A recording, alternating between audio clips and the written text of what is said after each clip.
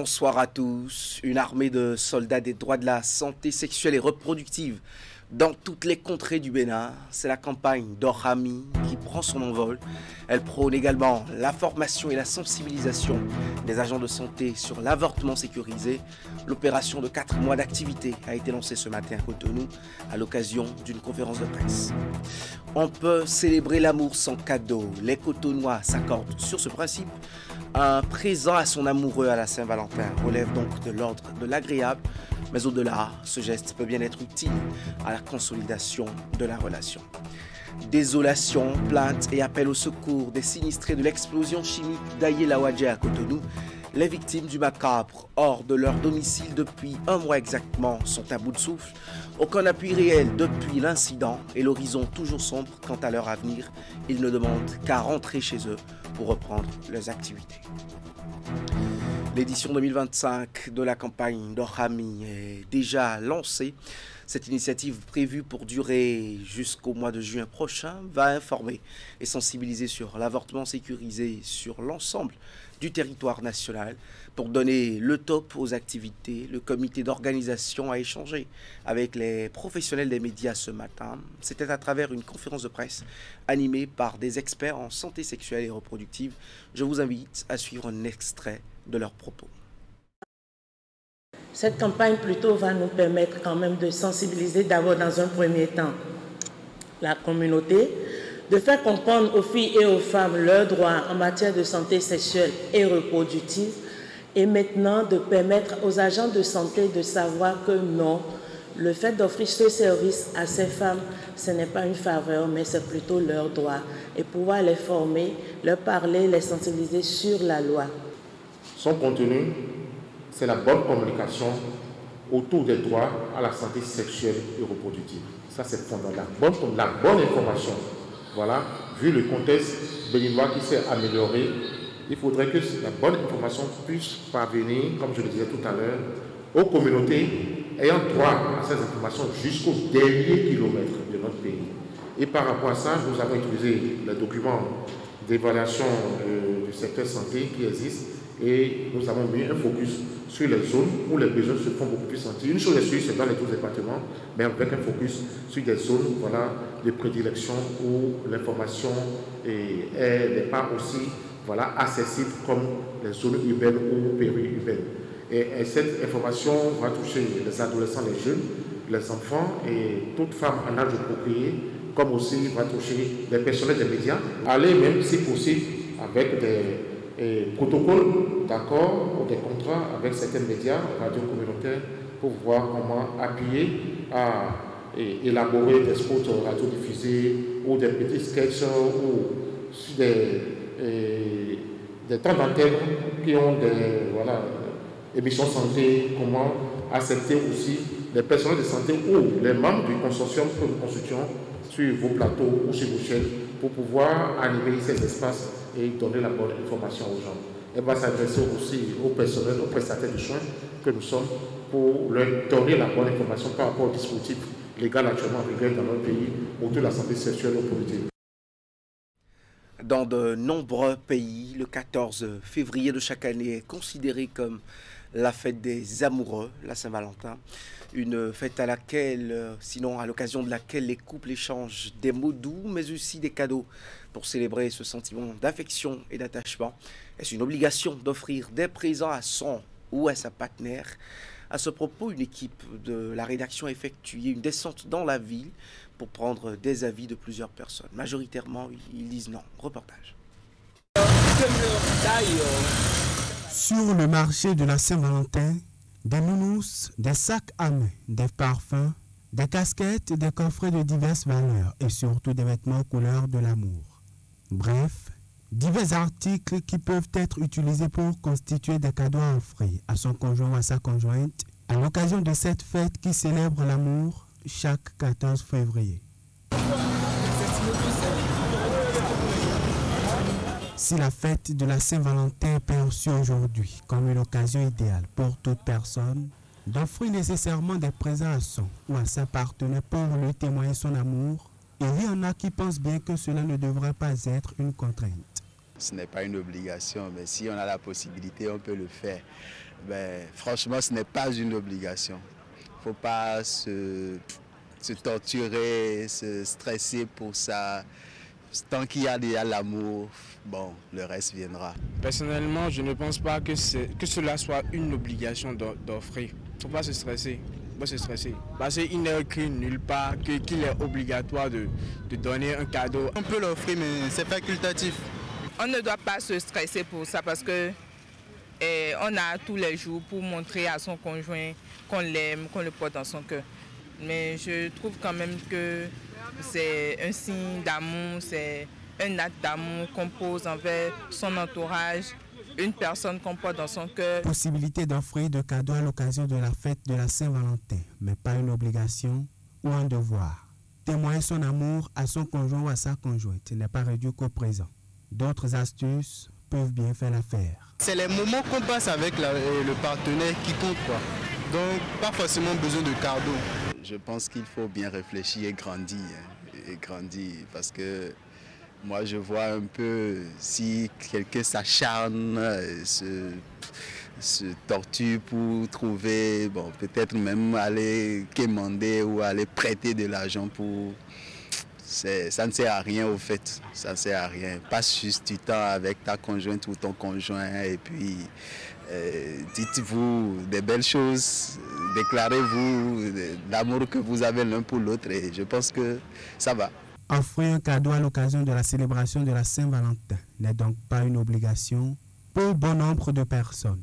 Et pour un 14 février, sous de bons auspices, il serait judicieux pour chacun de tenir compte de ses moyens pour ne pas en arriver à se mettre une pression inutile.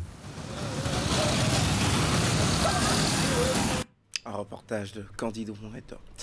Le volet social du programme d'action du gouvernement est en bonne marche. 66 personnes en situation difficile dans le département de l'Ouémé ont reçu un appui financier du gouvernement béninois devant leur permettre d'améliorer leurs conditions de vie. Le processus de remise de ces secours nationaux aux bénéficiaires s'est déroulé le week-end écoulé à Vrancou et à Djara. Les précisions. Elles sont 31 personnes indigentes, 24 personnes âgées et 11 personnes vivant avec le handicap des communes d'Adjara et d'Avrancourt à recevoir en espèces sonnantes et trébuchantes les secours nationaux au titre de l'année 2024. Les secours nationaux sont des appuis non contributifs et non remboursables accordés à la suite d'un processus qui implique plusieurs acteurs du niveau local, c'est-à-dire communal, jusqu'au niveau national. Ces secours contribuent beaucoup à l'amélioration des conditions de vie et des personnes en situation difficile bénéficiaires. Au terme du processus, pour le compte de l'année 2024, 357 bénéficiaires ont été retenus pour être appuyés dans le département de l'Ouémé, soit 166 personnes indigentes, 134 personnes âgées et 58 personnes handicapées pour un montant global de 24 640 000 francs contre 17 600 000 francs CFA en 2020. Dans le rang des bénéficiaires, les mots étaient au remerciement. Je remercie aussi notre très cher président. Merci pour tout ce qu'il fait pour nous, les personnes handicapées et personnes en situation difficile. L'enveloppe qu'ils nous ont remis ce matin afin que notre vie, notre situation de vie soit améliorée. Solange Jojo sera prochainement dans les autres communes de l'Ouémé pour satisfaire les autres bénéficiaires des secours nationaux. L'heure est au bilan chez les membres du comité de gestion des gares routières de Boïcon. Plusieurs mois après leur installation, à la faveur d'une séance d'échange, Alexis Bakpé et son équipe ont présenté le point des actions menées pour assurer le bon fonctionnement des différentes plateformes de transit. Le rendez-vous a été aussi l'occasion de recueillir les attentes des acteurs divers de plusieurs catégories animant justement ces gares. Imet Hélène Amoussou, Georges Vaudoun. Un peu plus d'un an après son installation, l'équipe des responsables des gares routières de Boycon rend ici compte aux acteurs. Pour cette activité de réédition, ils étaient nombreux à répondre à l'appel de Alexis Bakpé et des membres du comité. Vendeuses, conducteurs et autres, nul n'a voulu se faire compter l'événement. Ça fait 2 ans qu'ils sont là et ils ont jugé bon de nous rendre compte de leurs actions, de leurs activités, tout ce qu'ils ont eu à faire pendant cette période. L'instant d'une demi-journée, les diverses actions menées ainsi que les résultats obtenus ont été exposés. Les difficultés rencontrées, de même que les attentes de chaque catégorie d'acteurs, ont aussi fait objet de débat. Je suis très content de voir que le combat que nous avons fait a porté ses fruits. Parce que ces acteurs ont compris aujourd'hui qu'ils sont quand même un maillon du secteur et de la chaîne de l'économie du Bénin. Et aujourd'hui, leur participation au niveau de la construction de la ville de Boycon n'est pas négligeable. Ils ont réalisé beaucoup de choses. Je les encourage. Nous qui sommes leurs aînés, nous sommes là pour les orienter, pour les accompagner. Et j'ai pris l'engagement au nom du maire que le conseil communal soutient ces acteurs.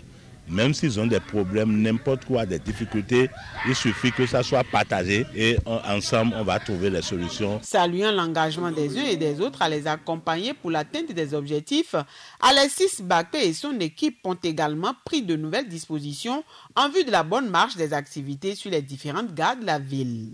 Nous qui sommes utilisateurs de gares routières, que ce soit les émigrants, que ce soit les femmes, que ce soit nous-mêmes les conducteurs, il faut que nous restons ensemble et décider un jour nous allons désormais fêter et que c'est la fête de la gare. Donc à l'unanimité, nous avons choisi toutes les 15 février. Dès que nous aurons fini de faire tout ça, on va aller rencontrer le premier autorité et on va lui suggérer la date qui a été arrêtée. Si vous faites un bon constat, à 100%, l'équipe est en place, c'est une émanation des syndicats. Quand aujourd'hui on dit qu'il n'y a plus de syndicats dans le milieu du transport, c'est la preuve que le syndicat est bel et bien là. Grand moment d'échange et de partage, la séance a aussi été l'occasion pour les organisateurs de présenter les civilités aux divers acteurs des gares routières de Boycon. Comme veut, ces dirigeants souhaitent à leurs collaborateurs et autres une fructueuse année 2025 couronnée de réussite, la concrétisation de leurs plus grands rêves et surtout que l'unité de même que la fraternité prévalent dans chacun des espaces de transit de la commune. Retour à Cotonou avec ce reportage en titre. Un mois, jour pour jour, aujourd'hui, mardi 11 février, qu'un entrepôt de produits chimiques a explosé à Yelawadji à Kwakwa. Ce drame a fait bon nombre de sinistrés, dont des survivants. Une équipe de la rédaction est allée à leur rencontre. Voici le constat fait par Esther Tofa et Moufid Saboura. Tristesse et colère se lisent sur ces visages. Un mois après le drame survenu dans le quartier à Yelawadji, 3e arrondissement de Cotonou, les sinistrés ne sont pas au bout de leur peine. Aujourd'hui, chacun se débrouille comme il peut.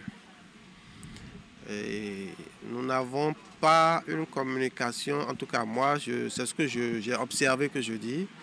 Je n'ai pas observé une communication claire et précise des autorités à notre endroit. Peut-être qu'il y a des choses qui sont en train d'être faites, mais nous n'avons pas de précision sur ces éléments-là. Mais nous autres qui avons des activités, nos épouses ont des activités, tout est fermé, tout est bloqué. Exactement un mois que l'incident est survenu. Qu'est-ce que les autorités ont prévu pour nous? On ne sait pas. Qu'est-ce qu'elles pourraient faire pour nous? On ne sait pas.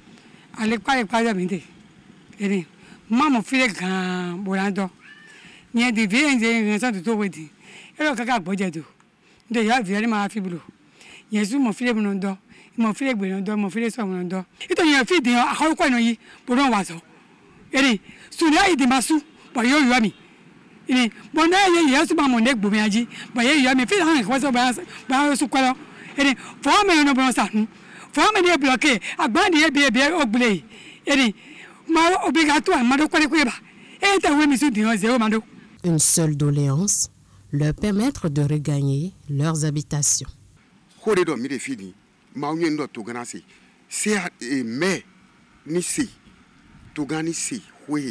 Ministre de la Santé, ministre de la Santé, ministre de l'Environnement, on est en train de manger quoi? Nous sommes en train de vivre de quoi?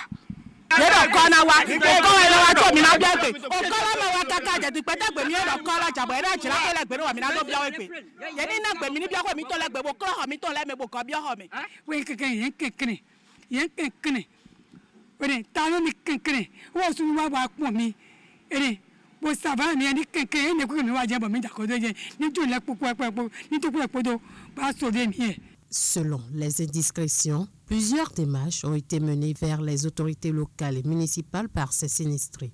Cependant, la situation reste telle. Il prévoit, les jours à venir, se rapprocher de la mairie de Cotonou pour avoir gain de cause. On s'intéresse maintenant à l'édition 2025 de la fête de retrouvailles des Gondovi. Le rendez-vous de cette année a été une fois encore l'occasion pour les filles et fils de la lignée de Dada Béanza de revisiter l'histoire. Les actes de bravoure du souverain ont été rappelés et un accent particulier a été mis sur l'héroïque rencontre du 25 janvier 1894. Reportage. Commémoré depuis plus d'une décennie, l'événement a pris il y a 4 ans une allure singulière, rassemblé ici sur l'esplanade du palais privé du roi Béanzin à Djimé. Ces hommes et femmes de tous âges issus de la lignée du souverain revivent une partie de l'histoire d'un héros dont la bravoure séduit davantage de monde autre que ses descendants. Nous, descendantes et descendants de sa majesté Dada Béranzibo Aïdjele, sommes très heureux de vous accueillir chaleureusement en ces lieux chargés de récits glorieux. Pour cette édition 2025 de la fête identitaire des Gondovi, de nombreuses activités ont été programmées. Les réjouissances ont duré plus d'une journée. Elles ont démarré par un concert animé par l'artiste Anis Pépé. «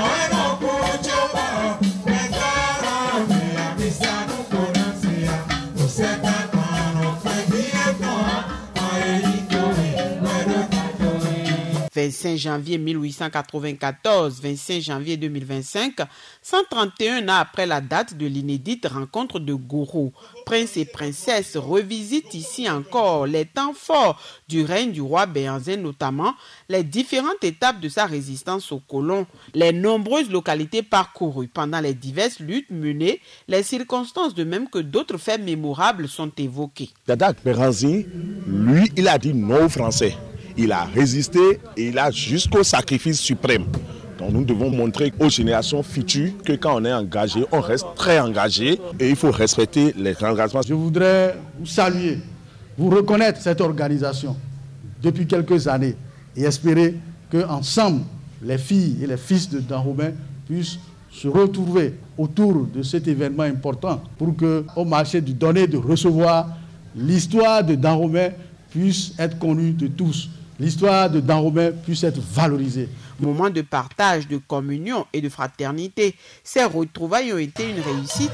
Divers tableaux artistiques ont meublé les festivités. Des prix ont également été décernés à plusieurs personnes pour leur engagement à promouvoir et à faire rayonner la culture. Chaque invité et participant aux manifestations sont appelés à pérenniser l'héritage de ce précurseur du nationalisme. Sous la direction du maire Lucie Cessinou, les filles et fils du village de Ewe, dans la commune de Kétou, bien sûr, ont également célébré ce week-end la 25e édition de leur fête patronale. Il était question de retrouvailles, de réjouissances, mais aussi de bilan de ce quart de siècle de vie de l'initiative commune. L'ambiance sur place dans ce reportage. Grande mobilisation des fils et filles du village de Ewe dans la commune de Kétou pour la célébration de la fête patronale de ce village dénommé Ewehui. Les retrouvailles de cette année ont un cachet spécial car cela fait 25 ans de vie pour cette initiative. 2000-2025, il y a 25 ans que les fils et filles d'Ewe s'étaient réunis pour célébrer la première édition des festivités culturelles du village d'Ewe. Il est donc heureux de voir cette initiative se pérenniser dans le temps au regard des objectifs du développement fixés par la première édition. Il y a donc 25 ans, nos parents, nos aînés visionnaires ont initié cette célébration avec la volonté de préserver notre identité, de renforcer nos liens et de transmettre nos valeurs aux générations futures. Cette 25e édition de la fête patronale de Ewe n'a pas été qu'un moment de réjouissance. C'était aussi l'occasion de faire un point d'étape de ce quart de siècle et se projeter dans l'avenir. Il est donc indispensable de continuer à être les gardiens de notre patrimoine, à valoriser nos coutumes et à partager notre identité avec le monde.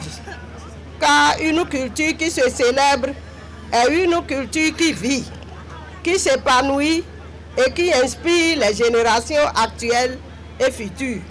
Nous sommes convaincus que nous pouvons relever tous ces défis, car d'une part, nous avons déjà tracé la voie à suivre et d'autre part, nous possédons les atouts nécessaires pour y parvenir. Une fête de fraternité et non-vivant qui nous permet de se connaître et de se revoir en famille. Diverses animations culturelles, partage de mets, sorties de la pure tradition Ewe ont agrémenté cette journée de retrouvailles des fils et filles d'Ewe qui se donnent rendez-vous l'année prochaine pour une autre édition. Merci d'avoir suivi ce journal qui est à son terme. Au revoir.